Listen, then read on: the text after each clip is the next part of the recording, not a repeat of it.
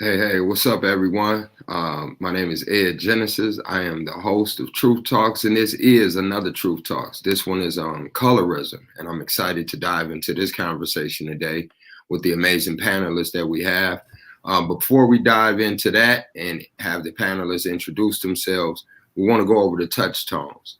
And the touch tones are a way that we ground ourselves when having these discussions and these conversations within the community, within TRHT, Kalamazoo. And that is Truth, Racial Healing, and Transformation, Kalamazoo.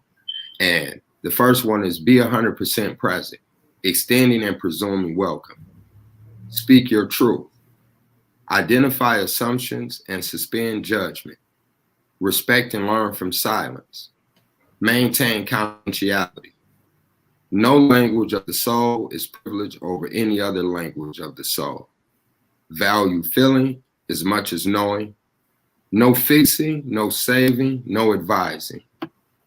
Trust the healing process in your own heart and the hearts of others. Listen deeply. When things get difficult, turn to wonder, and always by invitation. With that, I would like to hand it over to the amazing panelists that we have today on the call.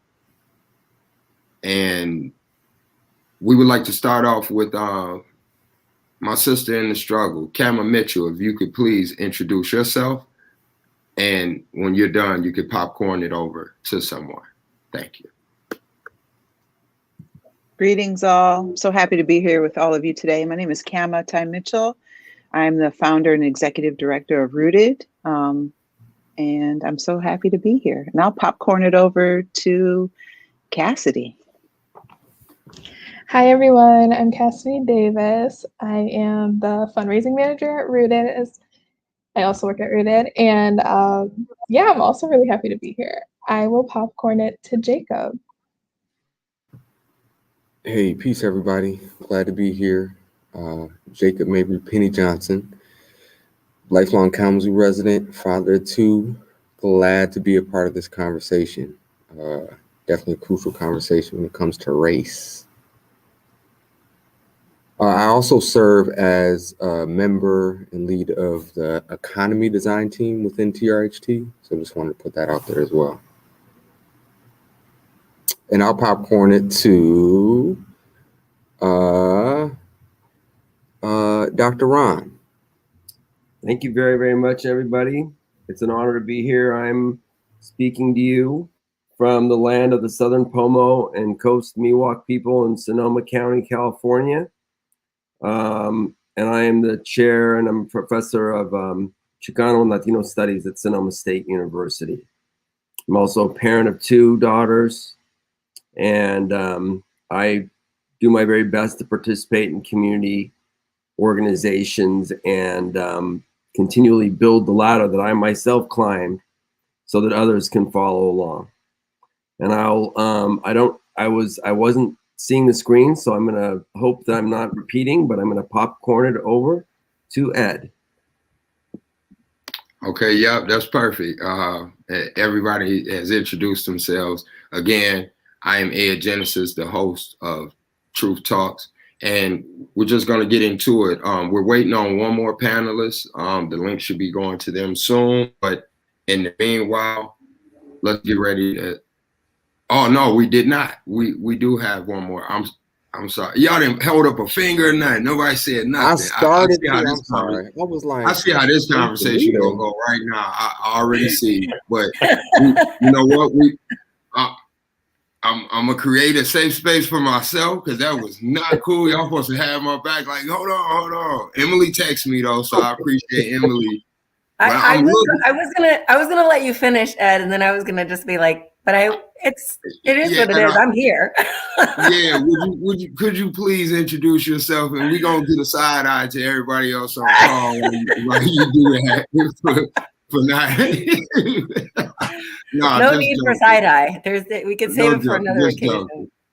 I'm Angelita Aguilar. I've been a resident of Kalamazoo since 2008. Before that, I was in Southern California, Northern California, near Dr. Lopez's area. And also, I spent my first 17 years I grew up in Mexico. So I'm Mexican American, and that's who I am. And I currently get to work for the Kalamazoo Promise here in Kalamazoo, and it is an honor and privilege to work with youth in this community. So thank you. Thank you so much, and thank you for not getting upset and just storming off, saying, "You know what? I'm done with this." No, life is. Listen, like you got to pick what you're gonna get upset at any day, and nowadays I save it for the real things. That's right. So let's dive into it. So I was trying to send that link at the same time that you all were introducing yourself. So I'm sorry. I'm ready to get into it, and I am glad that we can have grace with one another to be able to just, laugh and joke, because this is a serious situation and a conversation when we talk about colorism, because it is exactly fruit of the poisonous tree called racism, period. And so I was having a conversation with a brother of mine earlier, Mr. Kevin Ford. And I said, you know what? I grew up in a predominantly Black city, Gary, Indiana. I said, so I don't even know where I picked up on learning to differentiate and start to other people.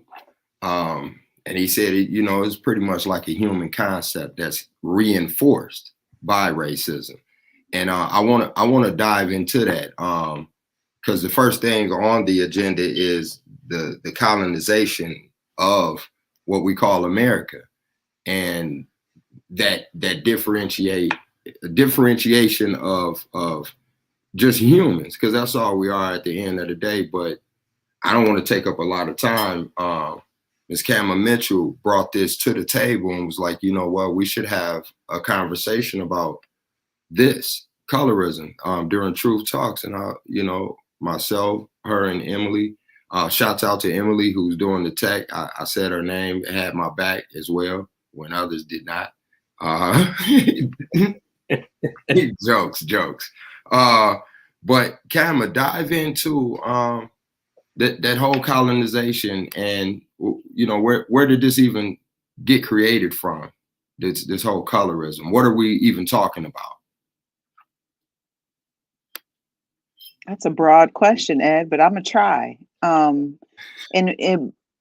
For colonization, it was always because of capitalization in my book, right? They wanted to colonize these lands and have sustainable livelihood based off of indigenous peoples and Black Africans that they stole and brought over here. So colonization leads into capitalization, in my opinion.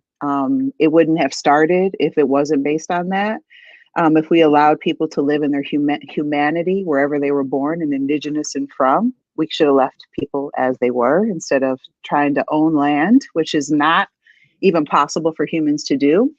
And also to have a hierarchy, like the founder of TRHT says, a hierarchy of human values started with colonization, which led into the colorism issues that we have inside of racism.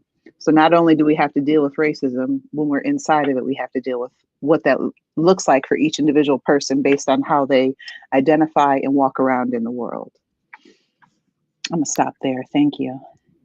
You know what? That was a great answer, especially that link to capitalism and that hierarchy, because you have to oftentimes ask yourself, well, why is it pointed out that I'm so much different? And then why is my difference lesser than anything? So yeah, just turning that straight over. Dr. Ron, I remember you being on for the Cinco de Mayo, and you was dropping knowledge then. So I'm anticipating. Same question: the colonization and the hurt that created colorism. What are we dealing with? What are we talking about? Well, the part of the thing that was happening at that time was the expansion of Europe into other parts of the world, including the conquering of especially coastal areas of Africa, the seizure of those areas, the colonization of those areas, slavery. In the case of Spain and Portugal, or the Dutch Portuguese Empire, what they did was what we call today mercantilism, which was a predecessor to capitalism. So it was like the centralization of profit. So they, for example, every time a ship left from a royal port, it had to go to the next royal port. But at every port, they took a tax, and that was a tax of a fifth of the value of the product. That's where the term La Quinta comes from. You ever stay in La Quinta Hotel? That's La Quinta. That's the tax. That's the king's tax. That goes to the king. And then all the little lords and nobles and hidalgos would take of their piece too. So you're talking about the value, just like today with corporations, is being sucked up to the elites, with the rest of us being left at the bottom. And as soon as they arrived in the Americas, and perhaps even earlier than that, the Spanish and Portuguese and Dutch and everybody else, because of the rape of indigenous and African women around the world, we could just say indigenous, because people in Africa are indigenous to Africa.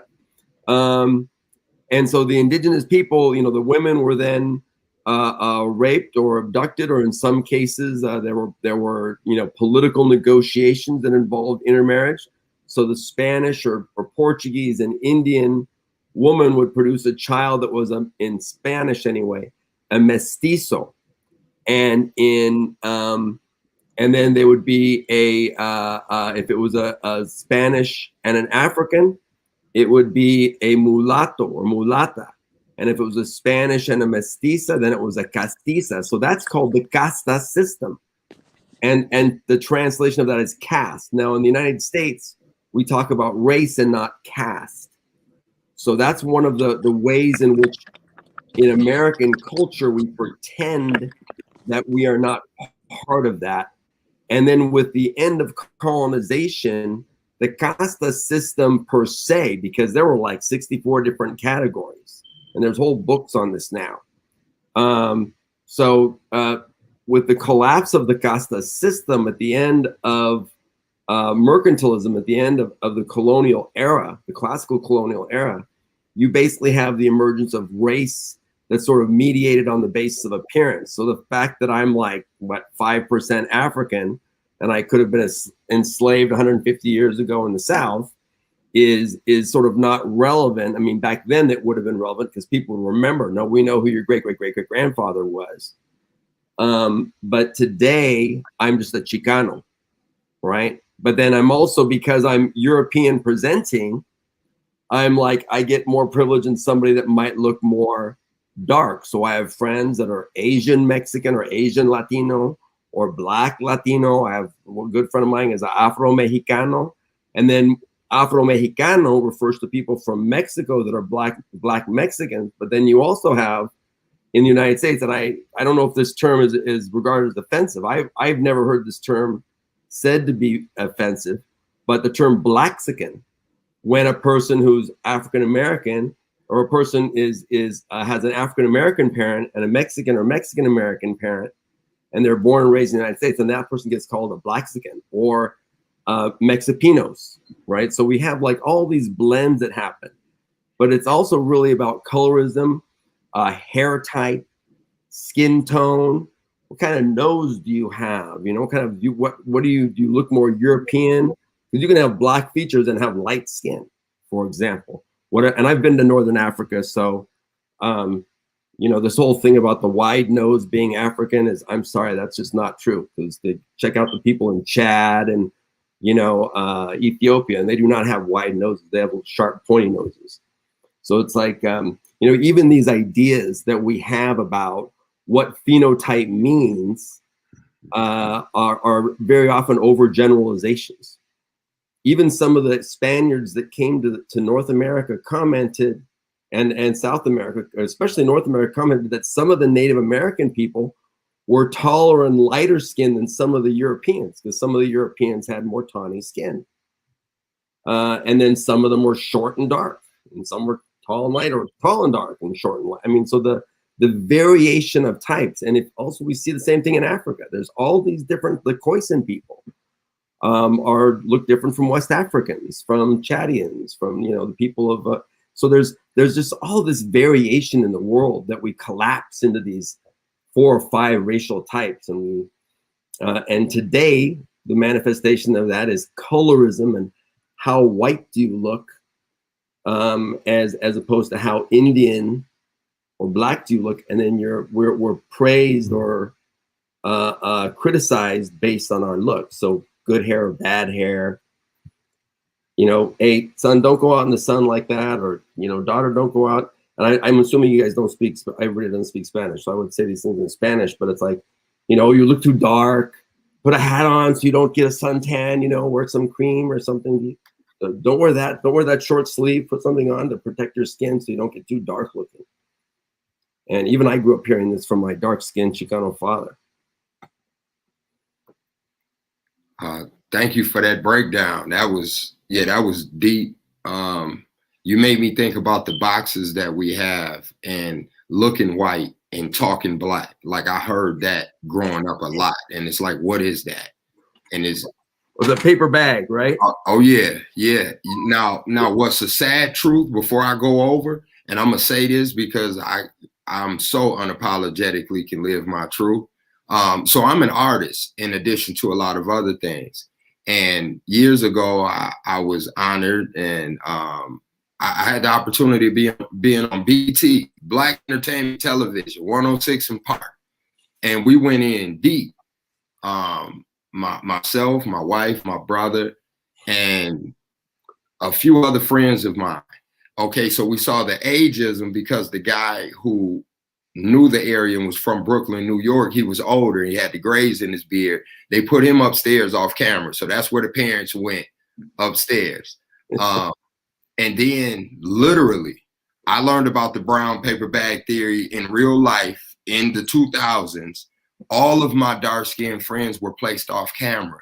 And I tried to convince the producers of the show. I said, we all came together. That, like, they're my support group. I need them behind me rooting when I'm doing my thing. And they just, no. And I was like, wow. Patrice and I looked at each other and I was like, this is really happening. And it really happened right there. So all of the, myself and Lighter were all the crowd ever sees a lot of time. The camera will pan over to make it look, you know, just so they can see the other crowd, but that's not where the camera stayed. That was shameful. So yeah, and that was Black Entertainment Television. This was all the Black staff that did this as well. Kicking it straight over to Angelita. That same question, because I want to keep what's the word, unpacking this, so to speak, the colorism, and from colonialization, whatever, to colorism. That sounds like a book or a movie. From the colonial period to colorism. How do we get here? That is a good title, so you know, keep that in mind. I am going to second a lot or everything that Dr. Lopez said. I grew up in Mexico, and my father is Mexican. My mother is American citizen. Well, now she's dual citizen. But in our family, we were every single different tone, everybody. But since very young, I would be told that I was lucky. And I never understood it because it didn't make sense to me as a young kid. But then as I got older and I started seeing the caste system live, so you really, you know, certain activities, certain things were open to certain types of looking people, and they would find ways to make sure that certain people, you know, and it was all based on skin tone and also money. But it was real. I later on, when I was able to study more about it, because obviously, just like in the United States, in Mexico, they don't give you the real history. They pretty much whitewash it there too. Then I was able to really kind of understand So I really like the idea, and to put it in as a social construct, being with race, when we know that Europeans were able to manipulate Blacks and other natives into believing that whites were superior in order to justify their conquests. So they embedded that, and unfortunately, then it turned into a caste system, and it was basically a divide and conquer. So if you had a certain, mix, you could be above, or if you were, that. So they had it all, and there was, I mean, they had so many different names for all the different groups, and it was literally a caste system. I'm moving in the unit to the States. I was able to see that we had it here too. I mean, it was not a phenomenon that was, just something I experienced living in Mexico, but it definitely, I started seeing it. I started seeing in public schools that I worked over 20 years in different public schools.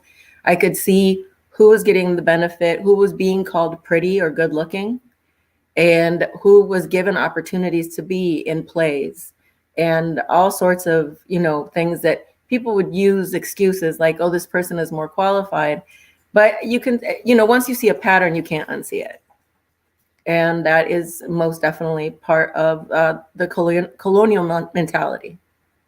So, yep, it's I feel as though the younger people now, as I speak to them, I feel like they're more aware of it, and they call it out more than I see it in past generations. And so I have hope is there.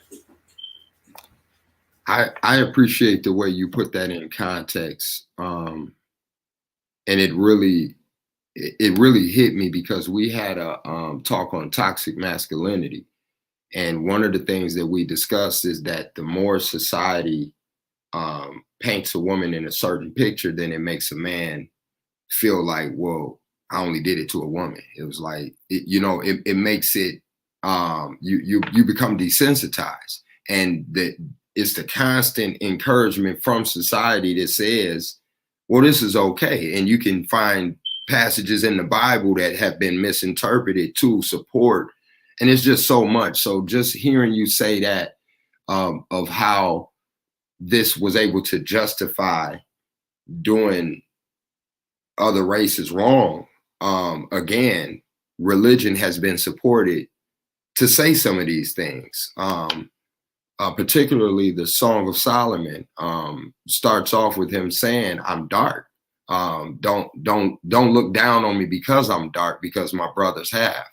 And that I don't want to go to, I'm not in any religion or anything like that, but I read the word, and that's one of the things in there. And it's colorism even as far back. And I'm just listening to you all like, wow. We have another panelist on the line, and I don't want to just keep the conversation going without acknowledging this brother. Big B, one half of Peace During War, Urban Alliance, Community. Please introduce yourself before we continue this conversation, if you don't mind. What up, brother? Can y'all hear me? Yep. Y'all can hear me okay? Yes. How y'all doing? I'm Defensio Harris, co-owner of Peace During War. I appreciate the invite, brother Ed. I'm not sure what's my direct question. I was kind of just taking notes and enjoying the knowledge that was being passed on the panel here. You caught me off guard too, brother. I was so busy today. I was like, man, I read the message.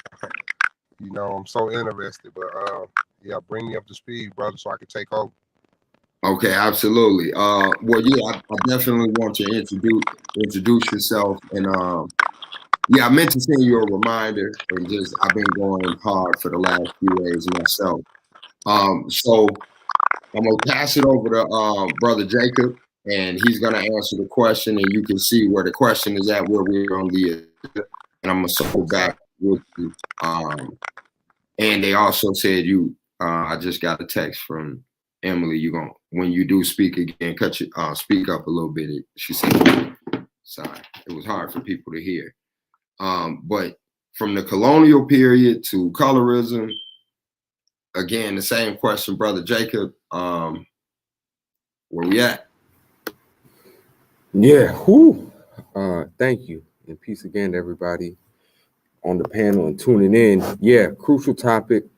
And I'm just seconding everything everybody's already said. And you talked about colonization and, America or the Western world, but also just want to lift up, and it was already, we were starting to go there, just that this idea of colorism for me is really simple and plain about anti-Blackness. In that the way that racism works and race works is that, like Hannah said, this capitalism is evolved. And part of the way that privilege or white privilege works is the closer you are to whiteness, the more privileges you get. Economic advantages can be one of them. And the darker you are, the more oppression you get. And for me, that's simple and plain what colorism is. And it's for sure, an aspect of racism that I think starts beyond the United States, and goes outside the United States. And, before we were starting this conversation, we were talking about the caste system, which I think Dr. Lopez mentioned. And when I think about colorism, one of the first things that comes to mind for me is like India and what I've learned about the caste system in India. And specifically, watching the documentary called The Untouchables, which the way I understand it, basically was a caste of people in India, the caste of individuals that were closest to Black folks, who were literally considered untouchable due to their Blackness. In that if individuals touched them or got close to them, that they would somehow be compromised. And so I think colorism is for sure something that's like, man, it's a globe. We know racism, white supremacy is a global epidemic. And I feel like colorism for sure is too. But then you talk about the context of the United States and it gets so deep, similar to what Angelita and Dr. Lopez were talking about in terms of South America and colorism and all of the different variations of race. I identify as biracial. I don't too much appreciate the word mulatto. From what I know, it comes from mule, mixed race. And when I think about us as a human race and this idea of ancestry and biology, and it being 2021, we all mixed race, quote unquote, whatever race, mixed bloodline. And this idea of like colorism, skin tone, and how much of our identities can be tied to that, and how much privilege we can get from that is deep. And I think there's just so many levels of it. This idea of colorism, I think about different people of color groups, right? Like I would argue that Black folks living in America are experiencing a specific type of colorism than Asians who are living in America or globally, than folks who identify as Latin or Hispanic, and that regardless, whatever culture we go, anti-Blackness is there. So for me, colorism is that in simple and plain, anti-Blackness. Yeah. Okay, I appreciate you sharing that too. And everybody has been sharing some deep things. I want to make sure, well, not make sure. I appreciate the conversation. What I want to make sure I lift up, using my I statements, is I want to speak for like what's getting us. So we're getting deep history on what's getting us here, and I haven't forgot you, Big B or Cassidy. I want to make sure I get you all's input as well. But I want to lift up that the history is hurtful, but I'm reminded that in all of that, whether it's brainwashing, indoctrination, or just feeling like I'm better than, because at least I'm not that. Like, I can't wait to get to that part in just a minute, because it's like, okay, we know what the colonizers did to us to disrupt, dismantle, hurt, harm. Why do we continue this now? But before I get to that, Cassidy, I know you've been waiting to jump in. I saw you the first when the first question kicked off. Same question from the colonial times to colorism and the hurt that's inflicted. Yeah, I definitely want to uplift a lot of what has already been said. For me, you know, the first thing that came to mind was like race as a construct. Like we know race is a human construct made in order to create that hierarchy. So what I've been hearing and like my understanding is we've got like the colonizers who essentially uplifted themselves and each other and looked at indigenous bodies as labor and resources. So utilizing that and destroying our lands and destroying our cultures. So that's kind of like the first thing that comes up for me. And then we see it continued, as Dr. Ron said, bringing up the paper bag and like the paper bag test, and that was access for Black and brown folks. If you pass the paper bag test, you have access that folks darker than it did not and continue to not have based off of our skin and the features that come along with us being Black and brown bodies. I think of race and colorism in the way that it's globalized. So though we, face it as Black people in America, and we do have, as Jacob said, that very specific experience as Black bodies in America. I think of how anti-Blackness has spread so far in order for us to see it in like India and East Asia, and the darker you are, the less valued you become. Those are the things that came up for me. And colorism continues through the featureism that we see. Ed spoke up about the BET experience. Excuse me, and I think of the way that in our industries, Black bodies continue to be devalued because lighter is access. If we know that the people who have the capital in order for us to like survive and thrive, why would we use something that they devalue, which is us, which is Black people, and why would we not bring up and show the faces of lighter skinned people, people who fit more of that Eurocentric standard. So those are things that came up for me. I really want to uplift what was said already because I think that a lot of people nailed it on the hierarchy. And I think that's kind of why we are continuing to see it today because, again, what is access if it's not going to fit into the settlers and the colonizers' idea of who should have access? Yeah. I knew you was waiting to say something. I appreciate that. That's access is a lot, and I'm hearing that come up as a common theme in everybody's answer, pretty much, whether it's hierarchy or access or so that's a whole nother thing. But Big B, before we go over to the next whole nother thing, from the colonial times to colorism, how you feel about that? Where we at?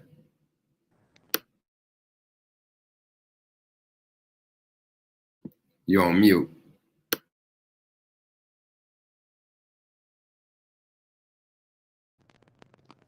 All right, there we go. I think about my mom showing me that movie, Imitation of Life, when I was growing up. You know what I'm saying?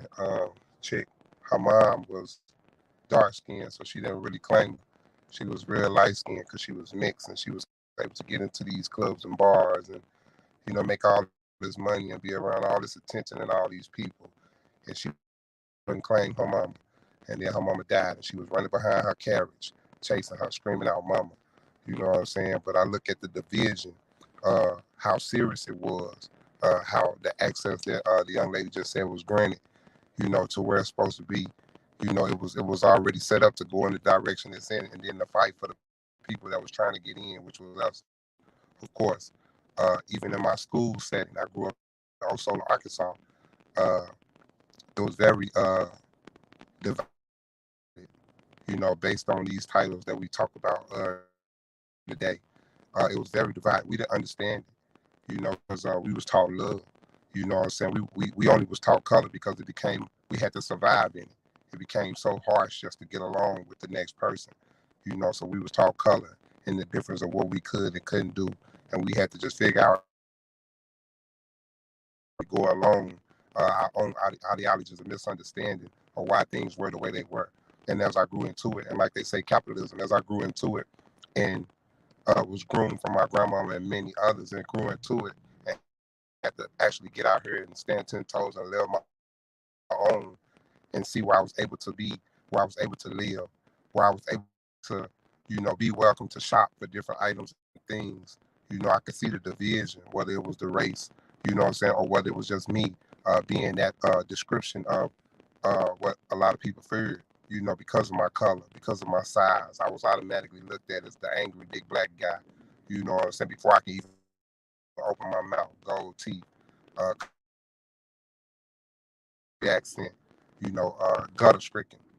So I can relate very well to these titles, man, and it played a big part of my trauma, even as I grew older and decided to go to the doctors and dentist offices and things like that. In my mind and where I was coming up from, I wasn't welcome in a lot of those places.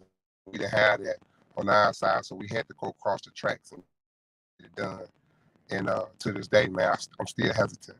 I still do home remedies for a lot of things. And I just recently talked with a brother recently at my new job, Urban Alliance, about the traumatic experiences of the division that I was brought up in on how it misconstrued my mental. You know what I'm saying? It had me thinking one thing, for so long. Like I was surviving through it so long. Only thing I was doing was surviving, trying to respect the next person's lane and boundary, even if I didn't agree with what was going on. Jumping in the fight when I could. Who fighting for to do this? Who fighting for the right to do that? I'm agreeing with it, so I'm getting involved because I want better for the next, even after me. And the struggle still stands. Here I am in a whole nother lane, paying my taxes on the side of citizenship, and I'm finding out about restricted communities, and I'm finding out about assistance that goes to places that are deemed better than and deserving, other than other areas that I know about that could use some of that assistance. You know what I'm saying? So it's an ongoing fight, man. It's an ongoing topic every day. And one thing I can say for sure, I appreciate the way I've seen the world grow. I appreciate the new leaders that have barged their way through some of these doors and demanded to be heard and demanded to be, accepted in areas and demanded to be paid attention to with facts on the table, asking for laws to be rewritten, asking for policies to be looked over and welcome us and make it more kosher for us as a people instead of one lane of people. You know what I'm saying? I appreciate this topic as well and this invite as well, Brother Ed. Absolutely, and thank you for what you were lifting up. One of the things you said was the imitation of life. My favorite movies, I love that, and that speaks about passing. And I want to go into the next piece of that, which is so in order for a person to want to pass, or another one of the things that I think about is I spoke earlier of growing up in a predominantly Black city, and Big B just lifted up access. And when we think about access, sometimes we think about money, of course, but it could be something as like going to the dentist or going to the doctor. And as he explained, if that's not in your immediate community, then you travel outside of your immediate community where the people don't look like you. So that did something to my psyche as well, to where I thought that the more you interacted with white people, the less Black you were, I felt like. That might sound weird, but I'm not the only person I found out. And so it's like, man, you going to the white doctor, or you going to the white man for this, or you go, man, go around the corner and we'll tell you how to figure that out. And in a way, that was some of the people trying to hold on to the traditions of, do you know that we actually have home remedies and that you don't have to put in these drugs in your system? But we lost the knowledge of somewhere along the way. And so the home remedies, the natural things were not given to us like that. And then there was a lack of access. So yeah, anybody that could pass would pass because they want to survive in a healthy type of way. And I don't want to take over the conversation, but I'm just thinking about things that I've witnessed within my own life. And it goes to exactly the next question, which is, are you enough? If somebody can pass and get more access than you and get better books and go to better schools and things like that, then what does that do to your psyche as you're growing up? You cannot feel like you're enough. I did not feel like I was enough. Even being Black and proud and all of the things that the rich history that my older ancestors would instill in me, the minute you watch a movie, Cleopatra is like Crush. It's like, wow. So are y'all lying to me to make me feel good, or are they lying to me to make me feel bad? So are we enough? I got to go over to Brother Jacob with this one because of a conversation we had. Are you enough, brother? Whew. Oh man, my mind was going so many places when you were talking. I was trying to just be fully present, but I was thinking about, you said Cleopatra, and I think about colorism, you know, within that context of even how the ancient Egyptians are represented. But I'm not going to go down that rabbit hole right now, but that's part of the conversation of colorism. So am I enough in thinking about how I've experienced colorism growing up right here in Kalamazoo, Michigan? As the son of an African-American man and a white Caucasian mother, Irish Canadian, or French Canadian and Irish, father African-American by way of his father from Oklahoma, Mississippi. But I can remember just being told messages or receiving messages when I was growing up, similar to probably a lot of other biracial folks, right? Where you feel like you're not enough. You know, you go to certain family members' house and you know, you ain't enough there, and you go to other family members' house and you ain't enough there. But the messages that the media gave me, and that some friends gave me, was that I was better than, you know, due to some of my light-skinnedness, due to my being biracial, due to my being half white, that there was certain privileges or certain better than type of things that came with that. And for me, I had probably similar to a lot of other, you know, biracial, multiracial individuals, had some identity complexes, man, growing up, where it was like, damn, am I enough?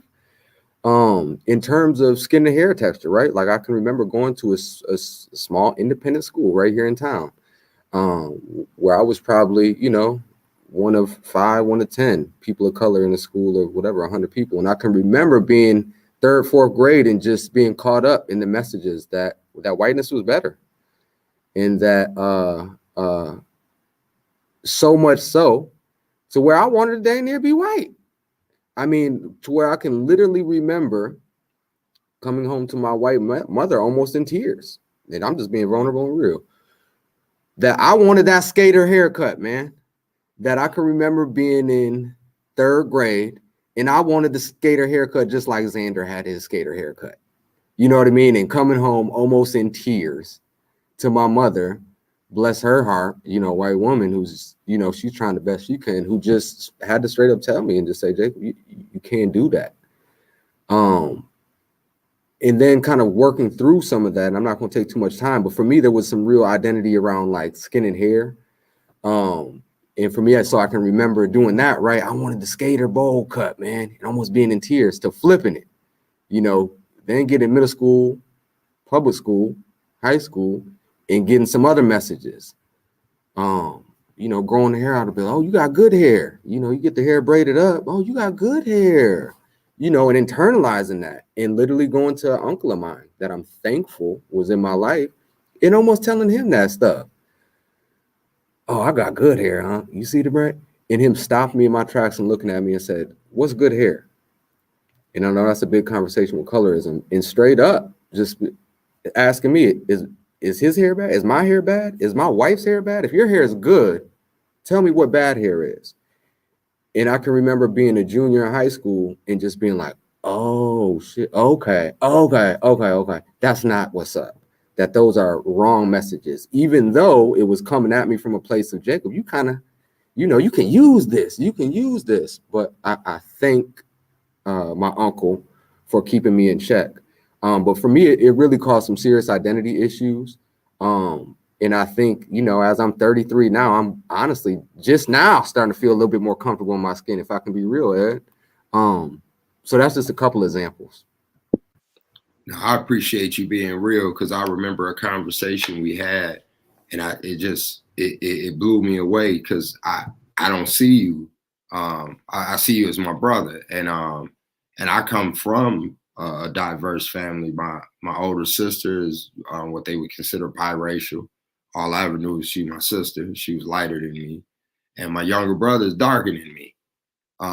And I remember, and I shared with Cam and Jacob offline during the conversation, when I knew how to hurt and harm with words, that's exactly what I attacked. My sister's light skin and my brother's dark skin. And my mother told me up for that.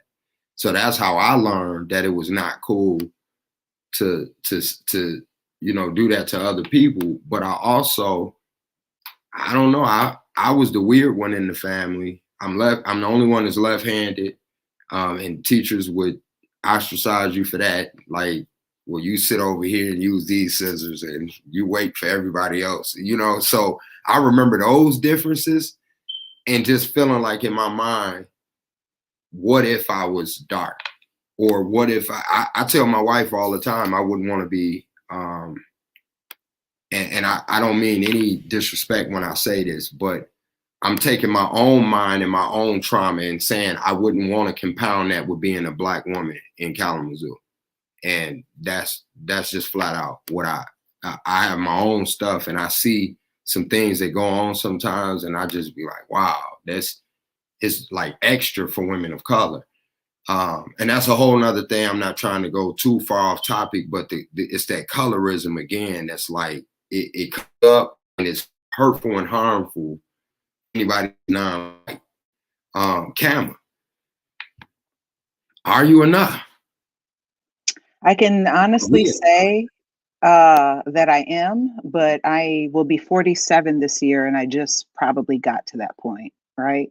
Half of my lived experience has had me feeling like I've not been enough. And for me, always been, I've not been dark enough. I've not looked Black enough. Growing up in a very big, very different tone, gregarious Black family, my mother married a Black man in college and was disowned by her family for quite a few years. So all I knew was my Black side. And maybe even subconsciously, part of the reason I don't keep hair anymore is because it's so straight. And I'm just like, that's not a representation of who I am. But I remember my mom telling me as a child I wanted braids like my cousins, and she would put my hair in curlers, and by the end of the day it'd be straight, and I'd cry like, why don't I have hair like my Black cousins? And seeing some of my cousins who are very dark in the summertime with the water glistening on their skin and being like, oh, that's so beautiful. And here I am working hard to gain melanin in the summer. So for most of my coming up, growing, I felt like I wasn't enough because I wasn't Black enough, because I identified with this big Black family, and I didn't feel like I really belonged. Now, today, what I like to say is I use my half-white privilege to uplift the darker skinned people in my life, in my community. And so now I'm using what has been given to me by genetics and not by choice to hopefully shift the needle in how we see people's color, how we see people's race, and how people identify. So today I'm enough, but for maybe 45 years, I felt like I wasn't. And I really appreciate having space to talk about this because people don't know the shoes you've walked in. They don't know. They don't know if you are a Black person raised by a white family, for Black raised by a white family, or if you are a white person that only grew up with Black people. How do you sit here and put people inside of boxes based on their lived experience just off of race, which is why we're all here today. So today I'm enough, and I'm happy to say that I know who I am, and I capitalize on my half-white privilege to uplift especially darker skinned Black women, especially them. To me, when I think of God, she's very Black and she's very curvy and she's very powerful. That's what God looks like to me. Thank you. I appreciate you sharing that. Thank you very much. And so I'm a flip it because I have the blessing of just knowing some awesome people in my life. And I have two Mexican brothers.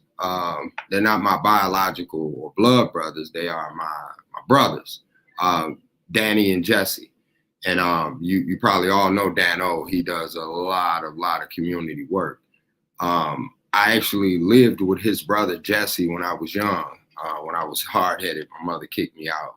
And that's where I stayed. So I learned a lot of cultural things. I even have Our Lady of Guadalupe tattooed on the inside of my arm. It represents my aunt, but I also asked for permission because I learned so many different things, and I just kept seeing this picture on the wall, and I was like, that's beautiful, and this is what it meant to me. And then they explained what it really meant, and then we just had a great conversation. But I lifted that up because I learned something. And I thought about Dr. Lopez and one of the comments that he left in the chat. And we were talking one day, and Jesse said, I'm a Chicano. And there was a older Latino man that was around. It was like, hey, you can't say that. You got to do away with that way of thinking. You got to be upright, speak as little Spanish as you can. And I was listening, and I didn't mean to speak out of turn, but I got a big mouth, so I did. And I was like, you tell him conform? And that started a whole nother conversation. But that's exactly what he was saying. So I learned a lot more about conforming and how that plays out through all of our our cultural backgrounds. To be more white is to be more, you get in less trouble, not just the access, but you get in less trouble sometimes. And so I wanted to kick that over to you, Dr. Lopez. That's something I witnessed with my own eyes, and watching you, I mean, seeing what you said in the comment. Would you please are you enough? You're on mute. You're on mute, Dr. Lopez. Well, I am sorry, but there I'm unmuted. Yeah, I agree. I also feel that I'm enough now, but I was not enough for a long time. I had a lot of doubts, a lot of self-doubt. I grew up in a mostly white suburb. So even though, like, perhaps, in some areas I seem like more white, living in a white suburb, there was no doubt, because there were so few of us that were not white, that those of us that weren't white, we were really like the outsiders. And I'm about to turn 57. So that was during the time of busing. And so I was safe at school, in elementary school, because all my friends were there from Compton, and I would hang out with a lot of those kids. And then they would get on the bus and go home. And then I would have to get home safely and get in fights or get beaten up by groups of guys sometimes, because it was hard. But at the same time, people would tell me this thing: you're not like the other Mexicans. You're not like the others. You're different. And I'm like, what? I'm different from what? My grandmother, my grandfather, my dad? I don't want to be different from them. I mean, they're human beings. They had their faults, but I want to be more like them and less like these white people. And they were trying to say, because of my appearance, or I don't speak with an accent or whatever, that I'm better. But I always felt bad because I felt like I didn't look as much like my grandmother as I wanted to look.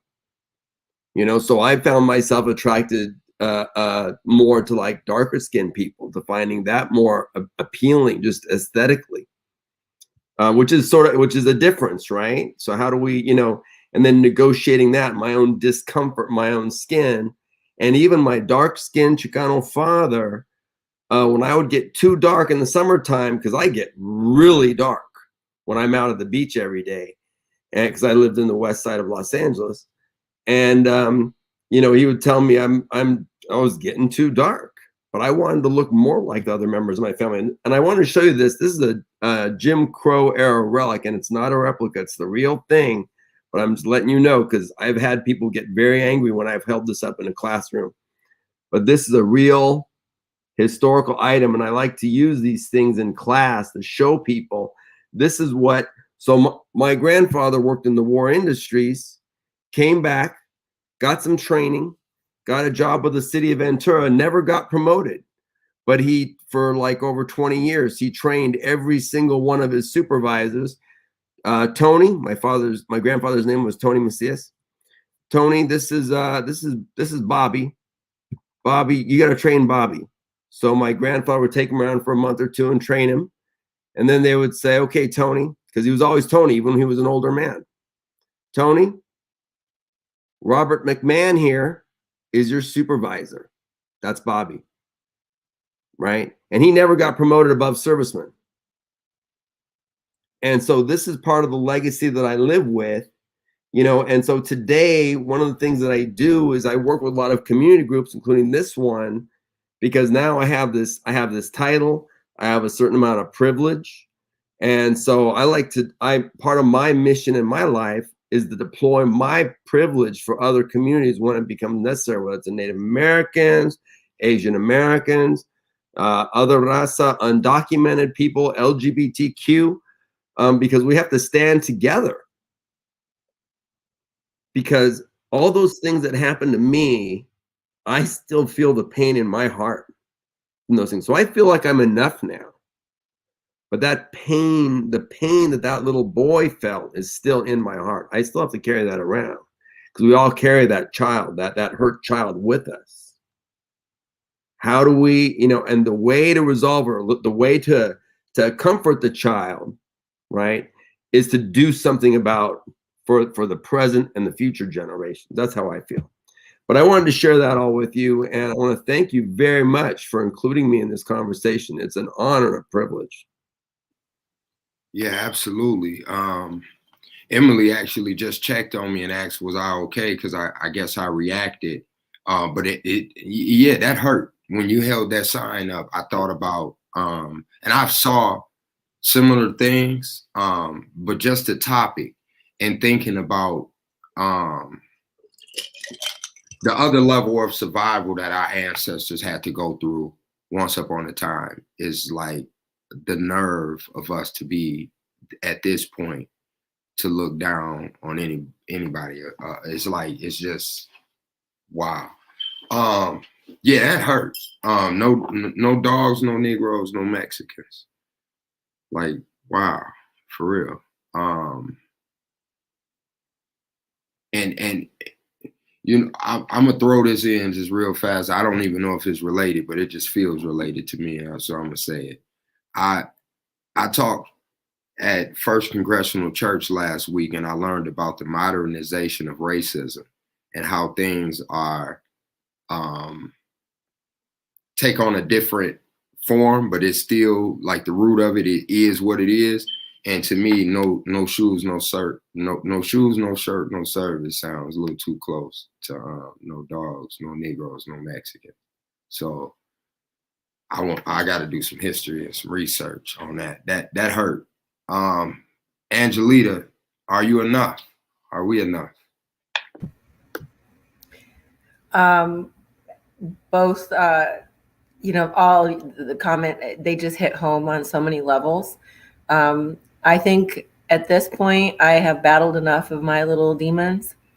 And my goal is, as Cam said, and, you know, we all have said this, but to use the privilege that I've been given and the opportunities that I've taken because they were there for me, and utilizing them to make sure to uplift any and all communities. I'm privileged to get to work with young people. And even as I worked at the high schools, you can definitely tell, most definitely, I hate the word microaggression. I just do not like it because they're not micro. They're just hidden subliminal messages that get repeated over and over again, and we internalize them. And so I just actually had a conversation with a student yesterday, or a former student. She's a Western student now. And what I told her is, I said, it took me to get to 40 years old to finally feel like I don't need to take anything and I can speak my mind. I'm turning 50 next year. And so I feel like these last 10 years, the struggle is still there, but I can own it and I can name it, which is something that we're never told that we can name things. You know, people say, yeah, oh, I hurt your feelings. It's a little bit more than hurting my feelings. It is like you are scarring me. You're giving me one more nick that is going to be pretty permanent. So I feel like I am growing to be enough. I want to make sure that I keep myself in check at all times. And I absolutely I'm never leaving Kalamazoo until I get either kicked out or I get, cremated. But while I'm here, I am definitely in this to win this. And I get to work with a lot of young people. I say young because they're definitely younger than me, who are very empowering, and they speak their words, and that's why I have so much hope for the generations that are coming up. That whatever we've done, they're definitely following suit. So I'm grateful. Thank you very much for that. And I appreciate you all speaking your truth and saying that I am enough now. Cassidy, are you enough? Are we enough? I definitely am enough. I'm 23 and I think I've privileged in the sense of learning that young. But that didn't come without lots of trauma and hardship growing up, especially as the darkest in my maternal immediate family and in the family that I spent the most time with. I grew up in a lot of shades and I was on the darker end of that, faced a lot of trauma through micro and macro aggressions. But I was really lucky to be able to take that head on as a teenager and know that I wasn't going to get that validation outside. So I needed to give it to myself. But, Ed touched on the fact that women of color, Black women in particular, Black and Indigenous women of color, do end up facing those hardships in a very blunt way. And I, face that myself. And I think that's a really important conversation to have, misogynoir, or naming these things, as Angelita said, and what it is and how our experiences are specific to your identity and the intersections that you sit in. The amount of trauma that Black trans women face and the LGBT community face, and Indigenous, queer and trans two-spirit people. Those are all, really important, specific experiences that through colorism can be even harsher. So those are things that come up for me. I continue to do work because I feel very loved by my chosen family, and I know that they make me feel like enough. But I also know there are people who are darker than me that don't have access to community as well, and making sure that they feel like they're enough as well. For me, it feels like opening up the question more from just, are we enough, but am I enough to gain access? Am I enough to gain resources and opportunities? And that's where I don't feel like I'm enough, but I know that I will be uplifted by the people I surround myself. But there's always going to be that glass ceiling that I hit because of my identities. So yeah, I think when we broaden the question and think even though the people that feel like they're enough Or like, we've done all this work internally to get here. What is impacting us on the outside that I'm not getting these resources, and I likely won't get resources for years to come because of me being a dark-skinned Black woman? Yeah. Okay, well, I'm gonna go in on this one. I'm gonna say this. This is not on the agenda. Every now and then I do things like this, so here we go. So this is just why I feel like I'm enough, and it took a lot for me to get to that point, to be unapologetically just me. So science, because I honestly, I'm gonna be real and say I was the one that would wonder after a while, are you telling me this so it feels good? Are you just telling me this because it just, you know, for instance, hair. They have a, I'll say that. So we hear the good hair, bad hair type of thing, but they have a cliche type of thing where they say, well, you know you're strong because our hair stands up, and you can see the strength from the root. Those are one of the things that sounded good, but it was like, no, I don't feel strong. I don't feel like. But science is why I feel like I'm enough. You cannot get a dominant from a recessive. And the first time I heard that, I said, okay, break that down. That means the darkest of the darkest, like Cameron just described God being, those are the beginning of civilization. That's what the beginning of civilization looked like. Dark, melanin, hue, different shades of that now, but it took what Dr. Lopez was lifting up earlier, that European spreading, and that I don't know why people were fascinated with difference, but the trick came in when, like you all lifted up earlier, when my difference can trump your difference and I can convince you, like Angelita was saying earlier, if I can convince you of that, then I won. And I told my kids when they were young, and I'm gonna shut up, there's a Tom and Jerry episode, and Jerry, the mouse, is holding nothing in his hand. Tom the cat just took everything from him, and so Jerry had to psych him out mentally. So he had to play like something was in his hand. And the more he moved away and act like he was looking at something but sneaking away, Tom became more interested in what he had in his hand and left everything else. He abandoned everything else. And I love it because he set him up and got him to look in his hand and then hit him in his eye. And that's what he get for taking everything from him. But we have to look at that like that. We have to literally love ours to the point that, and I see it now. I see it now. They wonder, how are they still going? How do you still love yourself? How are you culturally celebrating? We are diminishing everything about you. You don't have access to the doctors. How dare you celebrate Cinco de Mayo? How dare you celebrate Juneteenth? What is this? But we keep going because we're resilient, and we have to be, because society will tell us, as Cassidy just said, no, I'm not enough to gain access in a lot of different things. But because I push and because I think I belong there, then my 3 felonies, my toothpick, my tattoos, I'm in the rooms all the time, comfortable saying what it is I have to say.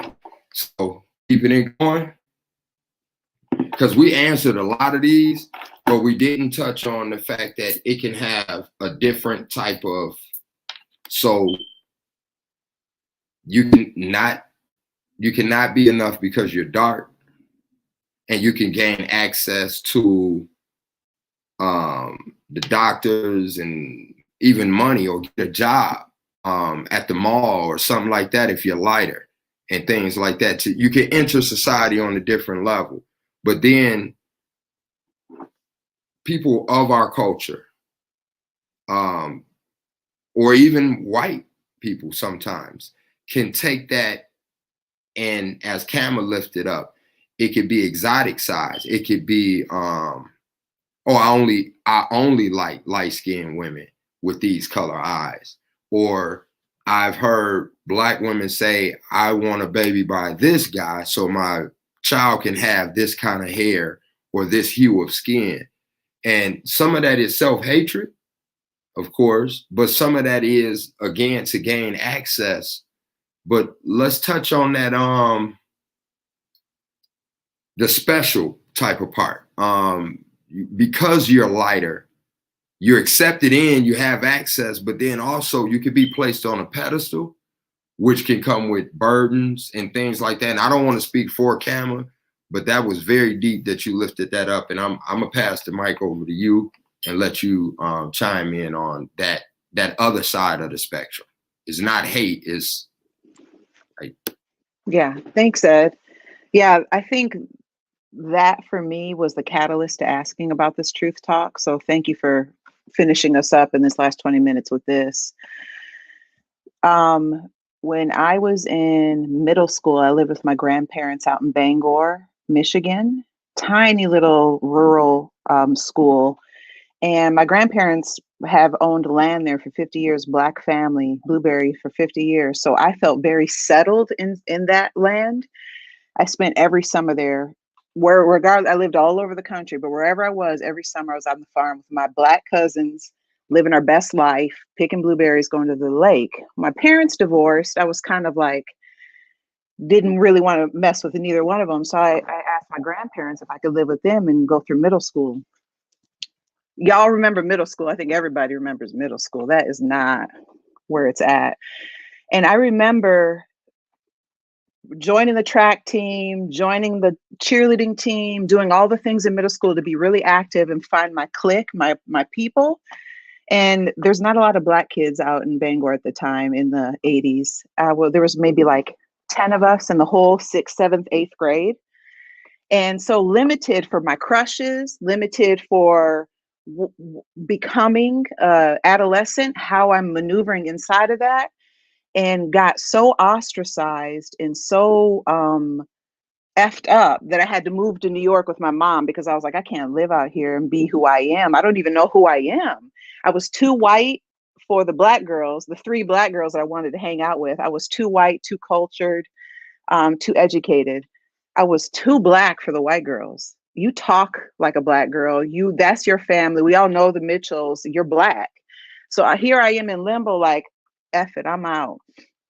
I moved to Texas. My mom was in Texas. Right after I moved there, she got a job opportunity in upstate New York. I didn't want to leave in the middle of my freshman year of high school. So I'm going to now from this school of 300 students, like middle school through high school, tiny school, to this one of the biggest high schools in Dallas, Texas. 3,000 kids, 4th through 12th grade.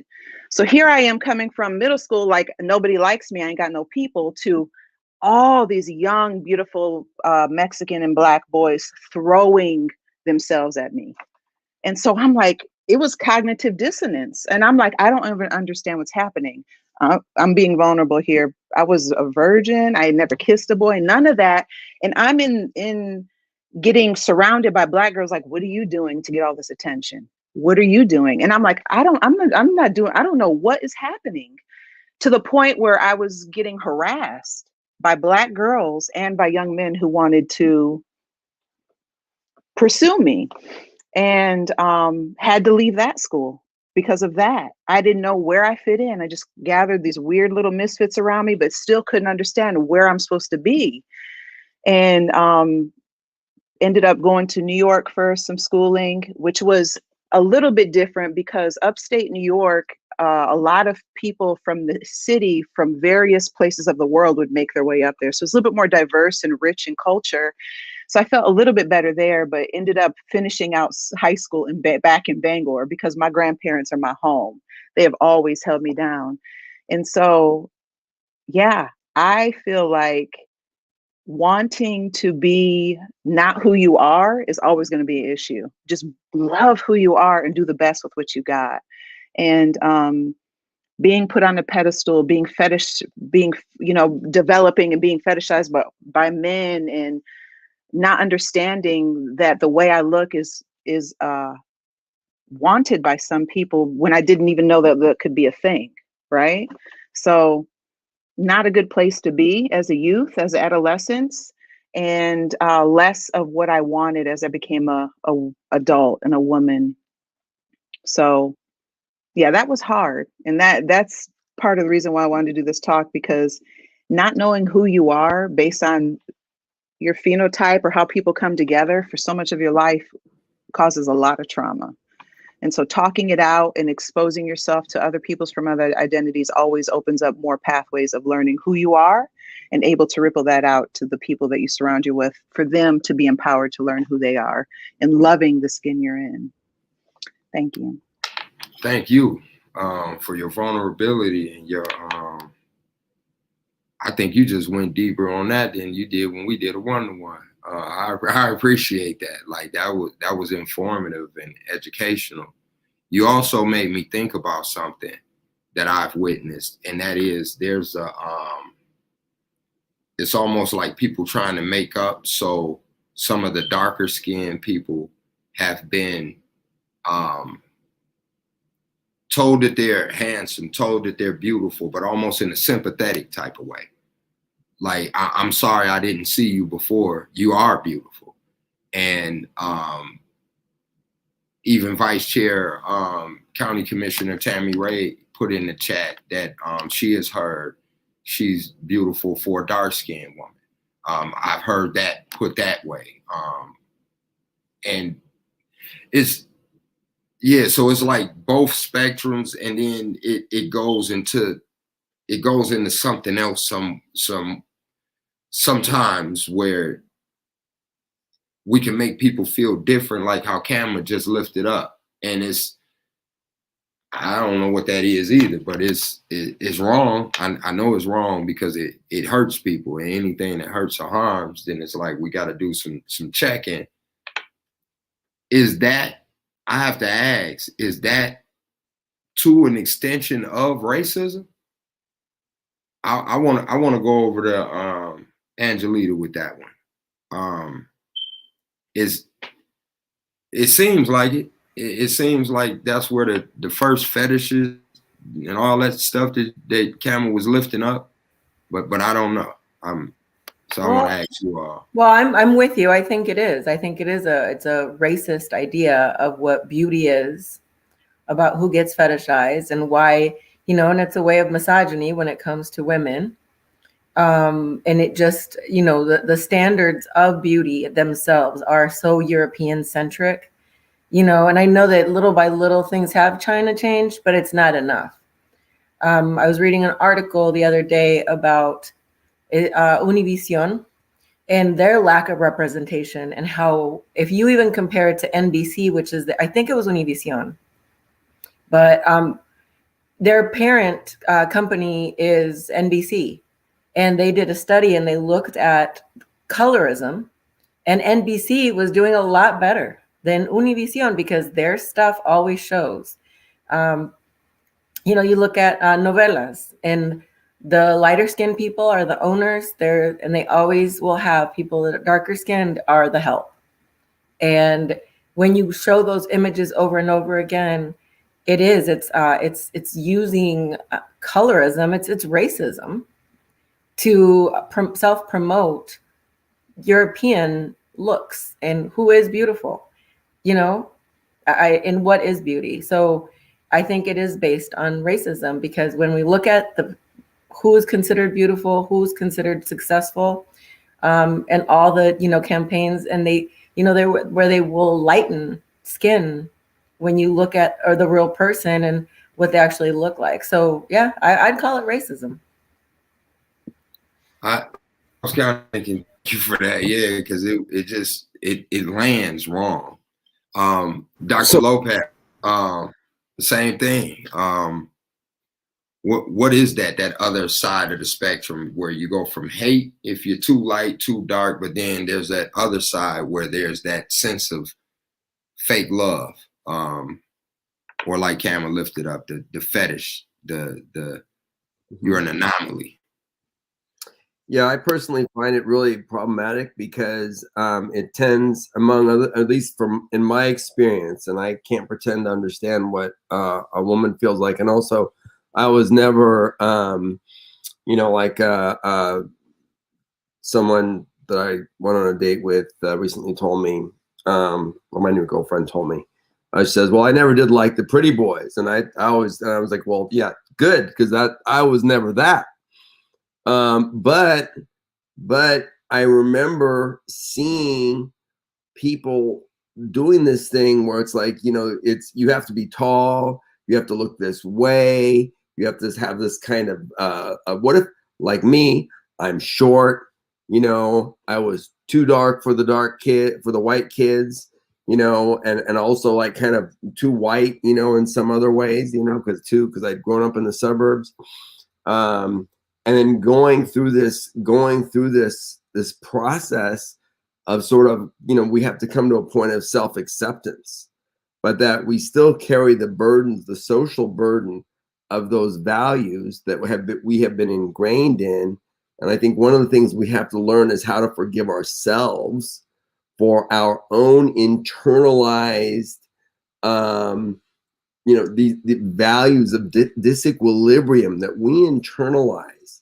And part of decolonizing ourselves is to liberate ourselves both from the sense of guilt and blame, but also to sort of free ourselves from these standards. And I was trying to remember her name right now, the Nigerian African actress and model. And I had a stroke a couple of years ago, so my brain, I have aphasia. I don't remember words all the time. But that one, do you know who I'm talking about? The Nigerian Mexican actress and model, like, you know, she is devastatingly beautiful. And then I saw on some Pinterest, I have kids that are teenagers, so I get like pulled into like TikTok and Pinterest and stuff like that. They're like, you know, Dad, you're such an old square, you know, type of character. So they like put Pinterest and stuff on my phone. And then there's, you know, but what happens when we can see the beauty, whether a person is light skinned or dark skinned, you know? And then there's also like this idea of like the beauty that we have there, the sense of attractiveness if someone has a certain type of figure, right? And I think when we're younger, we're more subject to these things. We get older, we get more, I don't know, at least I feel like I've liberated myself, but there's like a sense of like, when you're an older person, you look at a young person and like all young people look beautiful because that's just, it's a feature of youth. The beauty is a feature of youth. And when you get older, you know, but crusty, you know, we look at each other for the people that we are, not so much for what we're like on the outside, you know. But like the lady I'm going out with right now has like gray hair, and actually that was something that I found appealing, right? I was like, I like that. You know, because and also the other thing that happens to us is that men of color are, and it's sort of the opposite of fetishization, we're seen as predatory or sexually dangerous, right? And so this is something where then we have to kind of always try to make people feel, you know, at ease. We have to really watch our behavior or watch what we say because we can fear like, oh, someone's going to misinterpret if I act a certain way. So that becomes hurtful too. So how do we it's a constant challenge because society is so moralistic and it imposes all these standards and values on us. And even when we're around people that are progressive, you know, we still have internalized a lot of these ideas. And it becomes a real challenge to balance our humanity against these standards and these, you know, some of the boundaries are real and authentic and ones we have to respect. And some of these boundaries are like the vestiges of old moralisms that we've got to get rid of. You know, and like I heard an interview of George Floyd's brother. And he said that George Floyd would go into a room and he would introduce himself and say hi and shake the hand of every person in the room, no matter how many people were in there. Because he said, I don't want anyone to fear me because I'm a large African-American man. People look at me and they think this guy looks scary. I want to make sure everyone's comfortable with me. And apparently he was a pastor too, right? So, you know, that that dynamic of how we're perceived and how we perceive each other is something that we have to constantly negotiate. I'm sorry if I ran away from the question a wee bit. Oh no, you didn't. That was actually real, because that was one of the things Big B was lifting up when he was still able to be on the call. He's 6 feet something, over 200 pounds, dark skinned, and he has had that same type of feeling. And that before well, no, I'm gonna just go straight into Jacob. One of the things you lifted up, if I took you to Gary, Indiana with me, especially back in the day, spring break, exactly what Cameron went through, you would have went through. Period. Especially you talked about having braids and stuff like that. I all I had to say was, this is my cousin from Michigan, and it's just on. But that's not a good thing. Especially hearing from Cameron the way that's like, what is that? And how do I know that I can take you to where I'm from and just like, what is that? Yeah, well, thinking about some of the stuff that's been said, and I don't want to take too much time, and thinking about colorism is really the need for racial healing, which I know is a huge pillar of TRHT. And I believe, I know Cameron has been a lead in that work. Because for me, we went, the way that racism works in this colorism conversation is how we internalize race. And that, through my training, shout out to Erase, Eliminating Racism, Claiming and Celebrating Equality, they helped teach me about internalized racial oppression and internalized racial superiority. And through this conversation, I think about myself, and I think about how times I can internalize my racial identity as a light skinned, whatever, brown male in America, and that I can be operating in both of those if I choose, and that it's a choice. And hearing Kama talking about, part of our work and part of my job and duty and responsibility is to like disrupt that. One, disrupted myself when I'm operating out of that superiority complex due to my lighter skin, and when I see it happening around me.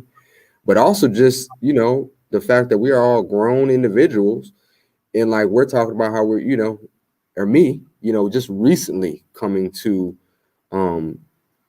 some more kind of identity conversations within myself. So for me, it's just lifting up, all this conversation is lifting up the need for healing, racial healing specifically. And so I just want to give a shout out to the racial healing cohort within TRHT and encourage individuals who are listening to get engaged, because I feel like it's through that work, which is deep individual internal work, is how we disrupt some of this. It's so much to be said, again, I don't want to be too long drawn, but one thing I heard about my father, Black male, born in 1945, here in Kalamazoo, Michigan, and some other folks like him, right? 1945, and I'm speaking in a Black and white binary right now. Loving versus Virginia hadn't happened. So this idea of colorism is like, it was illegal. When my father and mother were born, it was illegal in certain parts of the United States to marry, for white folks and Black folks to marry.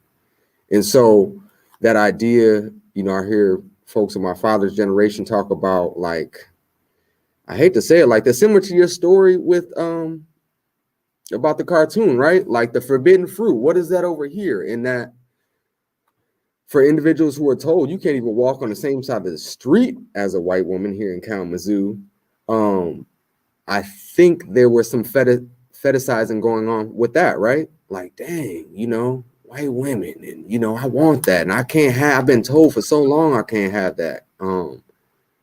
So I've heard some stories, and I think there's something there to unpack. And definitely see it on the flip side too of how certain darker skinned men and males are just seen as that predator, and that goes back, specifically think about African Americans since slavery. I mean, that was the number one fear. The Black male, mess around and get close to white women and rape them, right? Like, but going back, I just want to lift up the racial healing cohort within TRHT and in general, and really have that as a call to, a step on how we can interrupt this colorism, identity complex that we're all dealing with. Thank you very much for that. Cassidy, I'm gonna have to put you on the spot just a little bit. I hope you don't mind. But I'm sitting here listening to Brother Jacob talking and going back to what Kama lifted up. And so, okay, that not just a personal hurt or harm towards Kama, but to what you lifted up, just dealing with your family. So taking the example that I just said to Jacob and say, Brother Jacob, we about to meet some young ladies at the mall. And if everybody is treating Kama that way, then just by you standing next to somebody like Kama, and this we already lifted up in the world. And by the way, y'all, Big B said he is 6'6", 368 pounds. So you can imagine the exactly what Dr. Lopez lifted up, similar to George Floyd, of him feeling like he has to almost apologize in society for his skin hue, his size, and his weight. And that's ridiculous. But going back to you, Cassidy, I'm thinking, because if we within our own culture raise up the standards of beauty, and I'm saying we just in general, lift up the standards of beauty as being fair skin and this grade of hair and whatever, then what are we saying?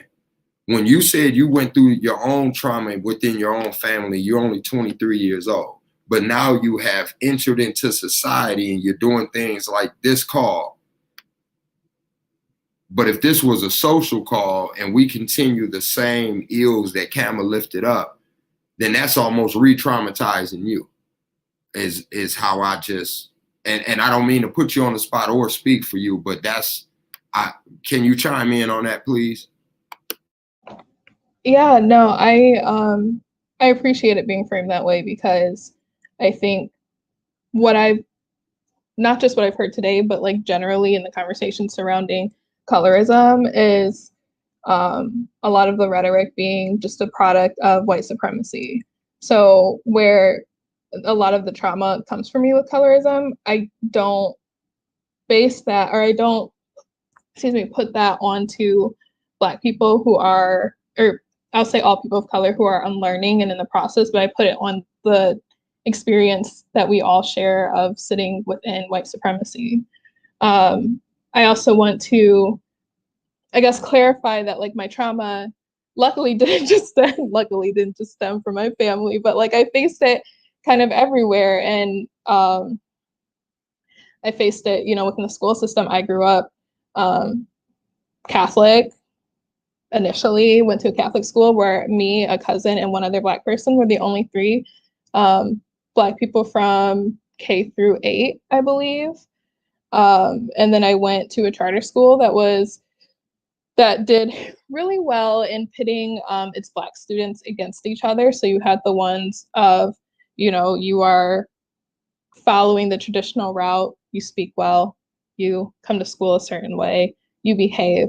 And you have the other Black students who they didn't feel fit in that standard because of cultural experiences, because of the way we speak and what they believe to be a lack of intellect, which is not true, right? Because we know that as Black people, we are incredibly smart and in our own realm, and that whiteness is not the end all be all for our intelligence. But then I moved on to, I guess generally I can say that my experience as somebody who grew up in Kalamazoo and then now I currently live in Grand Rapids, so I've kind of been around West Michigan, is that it's predominantly white, and all of the harm that the people around me have faced, they've essentially internalized, and I got the brunt of that internalization. So yeah, a lot of doing this work does re-traumatize me. It's hard. It's things that I'm constantly unpacking and constantly relearning and constantly interrogating. And I always push people to interrogate that for themselves, because what does it mean for me to be the darkest, not ambiguous, hyper visible Black woman on this commit or, you know, this conversation right now and what it means for me to like bring that experience to the table and have to reshare my trauma in order to, you know, put that on the table for us to all interrogate together. That's the work that essentially has to be done right now. So for me, it's having these conversations, but it's also taking care of myself, which is a really important factor. And also, I interrogate everyone around me to check themselves, because the work is not just on me, and it's not. There has to be a point where we pivot and stop expecting, you know, Black people, Black women specifically, Black LGBT community members to re-traumatize themselves in order for us to make gains in the conversation of colorism. So that was a little convoluted, but I hope that clarifies, I guess, like where I sit with it. Yeah. No, I did. I appreciate the clarity around your family as well. I wasn't trying to imply that your family was the only ones that, but I did phrase that way. So thank you for that clarity. And then also, wow, I think it's so big of you to step out of it enough to say, well, I don't blame them because they all are under the same like racism constructs. That was big of you, especially to be so young and so already enlightened on the fact of what racism can do. I had no idea, so I blamed everybody for what they did. Like personally, you did this to me and I will get you back some type of way, which creates more harm and hurt. And that's exactly what racism does. It has us pit against one another. And while they have more access and whatever else, and it's like, wow, what's happening to us? This has been, we have to have a part two because we didn't even touch on some of the things that I want to touch on, like the images that's played out in Hollywood, and the things like how we learn from one another up close and personal versus what's being pumped to us. And so I would like to revisit this conversation if you all don't mind. I'm inviting all of you back. Like we have to finish this and make sure Big B is on the panel. It could be in a good spot. This was we went over. I don't want to keep anybody. Oh, we do have a question. I don't see it. Okay, and it is, while working on community organizing and community creation activism, how can we become more aware of colorism dynamics, especially insofar as not demanding that re-traumatization Cassidy brought up? I would like to jump in and just say, have continuing conversations like this where we can learn from one another and be supportive of one another, because I just learned a lot. And so that would be my answer. Kama, how would you answer that? To me, part of community care is realizing how much you ask darker skin or most vulnerable labor to learn, is realizing that you can't do that. Part of community care is uplifting the most vulnerable or the most oppressed in order to have the care first and letting them make a choice with consent how and when they want to share or teach or any of those things, and making sure that they are heavily compensated when they do decide to do it. That's what I'd say.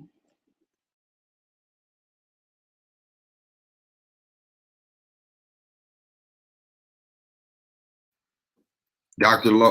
Well, Angelita, do you want to answer before leaving, or do you have to just go right now? I have to go. I just found out Okay. I have a meeting and the platform is down. So I have to create a Zoom and a new agenda. All right. So, well, but it's always a pleasure. Thank you so much. Absolutely. You will get the invite for part 2. Peace. Dr. Lopez. Oh, I would like to just say that what Kamatai said is pretty much, I agree 100% with what she said. People with more privilege have a very hard time, that includes myself, have a very hard time stepping down from that privilege. It's challenging because we're conditioned to exercise and deploy our privilege. And I know that I have it. Now, some of it is earned, and some of it is just, by virtue of growing up middle class and having lighter, more European phenotype. Some of it is because of my level of education. But those persons in power often, while they're doing progressive community work, unknowingly reproduce the same inequalities. And I've seen this a lot here in Northern California. So I think we need to challenge ourselves, and it's hard to do so. It is a personal challenge. And then the way some of us grow up in certain cultures, we're conditioned to be a certain way. And one of the interesting things about when we talk, this is about colorism, but when we talk, for example, about male privilege, one of the things about men and male privilege is that almost every man that you meet that exercises extensively his male privilege was raised by a strong mother. And that's an interesting dynamic, because it means that the socialization is not split by, the socialization is gendered, but the whole society participates in that socialization. You just, wow. I'm a close, but you just made me. We talked about during toxic masculinity, like a generation that was primarily raised by women have been one of the most disrespectful generations towards women. And that's just mind blowing. And I'm still trying to peel back the layers and figure out what that is. Like, is it some like subconscious hate? Did we think our mother failed? Like, I don't know what it is, but I know I participated myself, and strong Black women raised me, and I still got to a point of being disrespectful. And so these things, they are heavy, but when we peel back the layers and have real conversations about them, I think we can really have the truth, racial healing, and transformation that we need. The transformation part is the real part of how do we transform our community and our society. I want to thank you all for being here and dropping so much knowledge. Dr. Lopez, I will email you. We have to connect. Cassidy, the work that you're doing with Kama, I'm sure we will very soon be doing some work. We have some community things planned coming up for this spring and this summer that I definitely will be making sure to reach out to Rooted and keeping the everything going with TRHT. Shouts out to Shalana Lewis for allowing this platform for us to have these type of real conversations. Shout out to Emily Olivares for always having my back on the tech part and just holding it down. And yeah, just shouts out to all of you all for being here, and for Kama for even suggesting that we have this type of conversation, which was so needed. Thank you all. And that's it. Thank you. Many blessings to you all. Likewise, Doc. I will be reaching out soon. Thank you. Certainly. Thank you. Peace out, everybody.